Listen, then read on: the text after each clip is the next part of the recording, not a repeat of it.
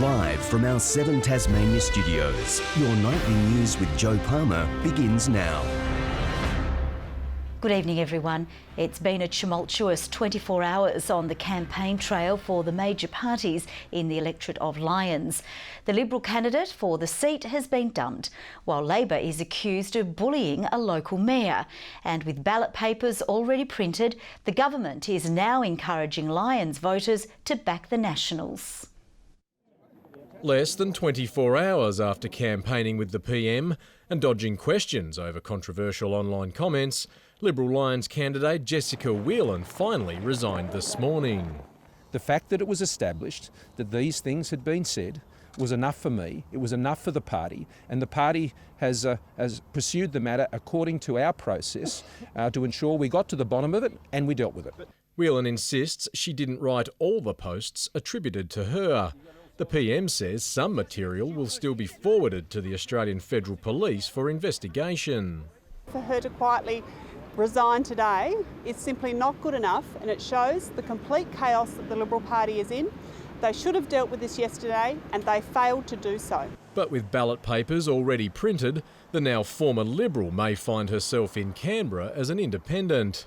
A similar scenario played out in Queensland in 1996, introducing Australia to a fish and chip shop owner named Pauline Hanson. I hope this is the last we hear of her. And if through some bizarre stroke of good fortune for her, if she does find herself in the House of Representatives and on the crossbench, I sure won't be sitting next to her. Trouble too for the Labor campaign after Glamorgan's Spring Bay Mayor Debbie Wisby accused Brian Mitchell of ignoring funding requests in her municipality. In response, she says she received a heated 20-minute phone call from a campaign staffer. What they have said is that my political career is over, that the Labor Party would be writing to all my constituents in the area because they would be pulling the $1 million drought relief program funding that we've got. Labor says the staffer wasn't authorised to make the call. Mayor Wisby says she's since received an apology from Brian Mitchell. I don't think that there's any repercussions or any issues around the relationship with the local member. Brian Mitchell's a terrific local member, and I don't think that this has any further repercussions. I think there's quite a few people that really don't know who to vote for. It's going to be an interesting election, I think. Andrew McCarthy, 7 Tasmania News. Police say they've disrupted a crime syndicate and prevented almost $3 million worth of drugs from getting onto Tasmanian streets. As part of an 18-month investigation, officers also seized money, encrypted communication devices and firearms. Police showing off some of the results of Operation Monet, an 18-month investigation stretching from here to New South Wales. This investigation has resulted in the execution of over 40 search warrants and 31 arrests to date, seizure of drugs worth almost $3 million, and has disrupted a significant drug syndicate operating between Tasmania and New South Wales. Among the $2.7 million worth of drugs seized, methamphetamine, cocaine and ecstasy. This bag of ice alone is worth $500,000. We've got an SKS assault rifle, 2 pistols, a pen gun and a sawn-off rifle. 6 weapons seized, including a small pen gun. The size should not deceive us. That firearm is just as lethal as any other firearm. And certainly for our operational members, pen guns are a concern because they can be easily concealed. Police say the operation is a big win in the war on drugs. There've been a significant amount of charges. What I would say is that there've been 24 charges in relation to the serious offence of trafficking in a controlled drug. There's also been charges in relation to proceeds of crimes matters, firearm offences. Investigations into unexplained wealth and dealing in proceeds of a crime are continuing. Michael Breen, 7 Tasmania News. An elderly woman from Kingston Beach who was struck by a car while crossing the road in the Hobart CBD on Tuesday has died. The 81-year-old was stepping off the curb just before 3 in the afternoon when she was hit by a Nissan Pathfinder which was turning into Victoria Street from Harrington Street. Police are asking anyone who saw the crash or who may have CCTV or dashcam footage to contact them or Crime Stoppers. The cold case investigation into missing Burnie woman Helen Munnings has escalated, with police deploying a cadaver dog. The 20-year-old was last seen alive near Bunnings in July 2008. Last month, Tasmania Police increased its reward to $250,000 for anyone with information over the disappearance. New searches are now being conducted across the northwest. In 2012, a coroner determined the Burnie mother likely died on or about July 23. 3 Kingston businesses have been targeted in early morning arson attacks. Fires were started behind the Salvo shop next to the police station, a physiotherapy practice around the corner and outside a medical centre. The fires didn't cause any major structural damage to the buildings. Police have charged a 57-year-old man with arson over the incidents. A man is in custody after a chase through the streets of Launceston ended in a dramatic crash. Witnesses say the alleged offender tried to flee the scene but didn't get far, with officers hot on his tail. A stolen four-wheel drive and a smashed sedan block a Newstead road as a police chase through Launceston comes to a dramatic end. This stolen vehicle came down David Street and the police car was chasing it, and he came over the medium strip and he came round the corner and corrected this lady in the front here. Those nearby ran out onto the street to see the commotion unfold. And we just heard this big bang and we went out and this car had hit the other lady and a guy was running down the street and someone was chasing him. Airbags shielded the sedan driver from the impact. She was taken to hospital with only minor injuries. It was like one of those four-wheel drives leaping on top of a car and monster truck type thing. Yeah. So it was quite frightening for her. Locals also helped police make the arrest, including a mystery tradie. A 29-year-old Kings Meadows man has been charged. He'll face a Launceston Magistrates Court out of sessions later tonight. Police want to speak with anyone who saw the Land Cruiser driving erratically just before the crash. Sean McComish, 7 Tasmania News.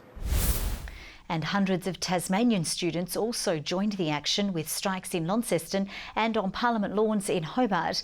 The local organiser says many of the students are frustrated they're not old enough to vote, despite climate change being an issue affecting their futures.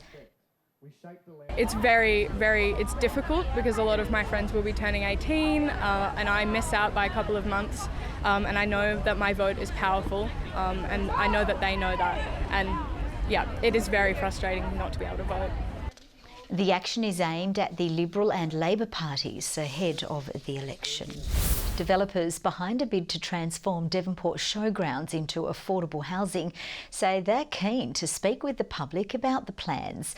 Last month, the Australian Housing Initiative purchased the site from the Agricultural and Pastoral Society. Talks are still underway with the state government and the council about the future of Tas racing meetings at the grounds. Community information sessions will be held at the Paranaple Centre next week. Federal Labor has promised to pump an extra $95 million into Tasmania's hospital system if it's elected this month. $40 million of the package would go towards a sub-acute care facility in Hobart. The opposition says it would also match the government's $92 million package. In fact, what we've done is put $95 million on top of the Liberals' announcement and on top of the $30 million and other projects I've already announced. It's a substantial package. The Australian Medical Association says neither of the major parties has come up with a plan to substantially fund hospitals. An American woman was rescued from the Arthur River today. The 39-year-old activated an EPIRB after becoming stranded while bushwalking due to rising water levels. Tasmania Police ground units and the Westpac rescue helicopter were dispatched to the area, locating the woman uninjured. Police using the incident to remind people of the importance of carrying an emergency signalling device. The Sydney-based group behind the 2019 Tasmanian Running Festival has announced the Launceston 10 will not be going ahead due to a lack of funding. It took to Facebook today to say it sincerely apologises for any inconvenience and disappointment caused. The TRF team also saying it hopes the festival will be back up and running in 2020. The federal election may have stolen the limelight, but there's another vote some Tasmanians have to take part in tomorrow. Polling places will open at 8 a.m. for 3 upper house state parliament seats. There's about 75,000 enrolled voters in the northwest seat of Montgomery and the 2 Hobart divisions of Nelson and Pembroke. It is compulsory to vote for Legislative Council elections, and everyone who is on the roll has been sent an envelope from me with details about how to poll and who the candidates are. Maps of the divisions and the location of polling places can be found on the Tasmanian Electoral Commission's website. He's the canine who's kept his nose to the ground in Tassie's airports and docks. But now it's time for Hunter, the beagle, to rest his paws. Known for having the best sense of smell in the department, there were plenty of guests at today's retirement party. He's so popular, even his handler can't quite say goodbye. He's coming home to live with me. Yeah. So 7 years together, you form a very strong bond. So I'm pleased that I can take him home.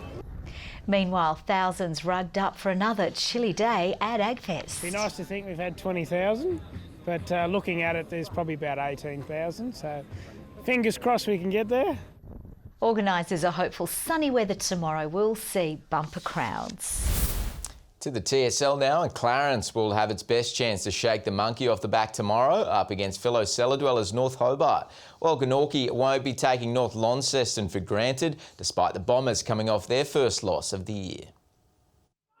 The Roos came painfully close to tasting victory against the Blues last Saturday. We just weren't able to finish off in front of goal, which was really disappointing. And, the mood in the rooms was sombre after the game because it's probably one that we let slip. And despite sitting winless, Webley says he isn't too concerned just yet by the growing divide on the competition ladder. And young talent can improve extremely quickly. So, yeah, we probably are chasing a little bit, but that's going to make our teams grow quicker. Taking on the D's at Blunston Arena tomorrow, Clarence will have some added incentive to get the job done. Tim Castle's announced his retirement this weekend, so that's something that we can get the boys up for. Like, he's been around since 2009. Coming off the round 5 bye, Glenorchy faces arguably the toughest road trip in Tasmanian football tomorrow, a twilight UTAS Stadium clash with the Northern Bombers. And Kennedy says he's not taking too much from the reigning Premier's 16-point loss to Lauderdale last weekend.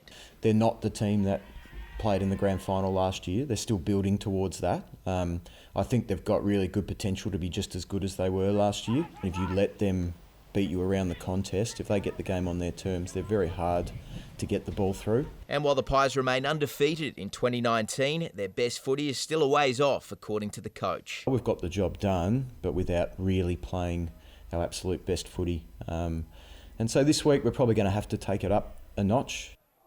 And the Southern Huskies playing stocks have been given a massive boost ahead of tomorrow night's New Zealand NBL clash with the Wellington Saints in Hobart, with 6'8" forward Marcel Jones arriving in town and raring to go for his first game with the club. The former college baller has played stints in Europe and the NBA Development League before spending 3 seasons in the New Zealand NBL, where he took out several of the league's top awards.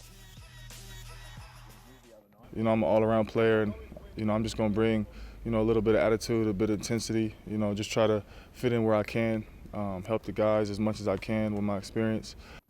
The Huskies currently sit 6th on the ladder with 2 wins and 2 losses.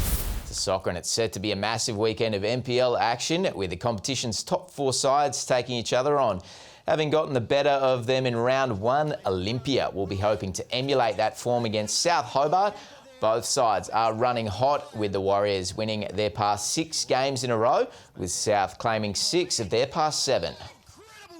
We know what threats they pose and just how dangerous they're going to be for us, so we know that we have to be at the top of our game if we want to get anything out of the game. This year, without a doubt, they've got themselves a very good squad. They're well coached, well organised, so they're certainly in contention. In the weekend's other big clash, Hobart Zebras travel to Devonport to play the ladder-leading Strikers. Queenslander Paul Stokel has edged closer to his first Targa Tasmania title, extending his lead to more than 2 minutes. Drivers were faced with challenging conditions on the road from Strawn to Hobart, with just 1 day of racing left. snatched the lead from Matt Close during day 4, Stokel continued to chase down his own slice of Targa history, pushing his Lotus to the limits and seizing control of the race as others struggled in the wet conditions.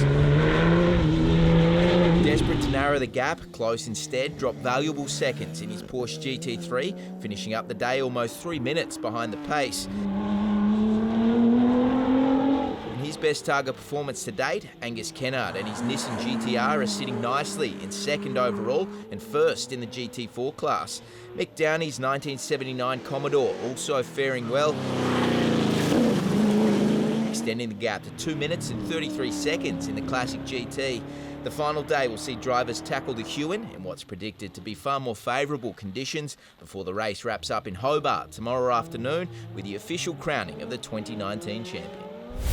Good evening. Bushy Park and Hobart Airport our top today with 20 degrees. Hobart City 19 today, Launceston 17 and Burnie 16 degrees.